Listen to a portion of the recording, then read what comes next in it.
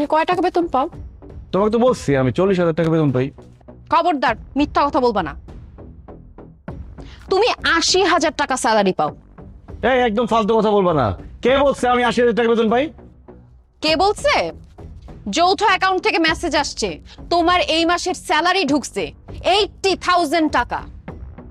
বলো, তুমি বেতন নিয়ে কেন আমাকে মিথ্যা কথা বলছো? ওই মেয়েদের বয়স আর ছেলেদের স্যালারি সবসময় গোপন রাখতে হয়, এই জন্য। একদম চুপ করো। তুমি মাসে 80,000 টাকা বেতন পাও।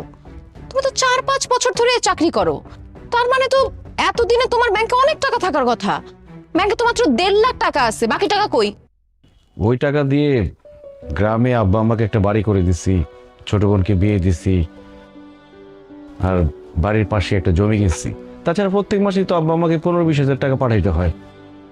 আচ্ছা, তার মানে নিজের ফ্যামিলির পিছনে সব টাকা নষ্ট করছো, তাই না? কিন্তু এখন থেকে আমি সেটা হইতে দিব না। তোমার বেতন 40,000 টাকা ভেবে আমি কত কষ্ট করে ম্যানেজ করে চলতাম। ভালো কোনো ড্রেস, অর্নামেন্টস কোনো কিছু কিনতাম না। কিন্তু এখন থেকে আমার যা মন চায় আমি তাই কিনবো, যেইখানে খুশি সেইখানে খরচ করব, কারণ তোমার তো ইনকাম ভালো। আল্লাহ রে, কেন যে যৌথ অ্যাকাউন্ট খুলতে গেলাম, আমার কোনো কিছু আর গোপন থাকলো না, সবকিছু ফাঁস হয়ে গেল। কে যে যৌথ অ্যাকাউন্ট আবিষ্কার করছে, ওরে পাই দেওয়ার খবর করে ছাড়তাম।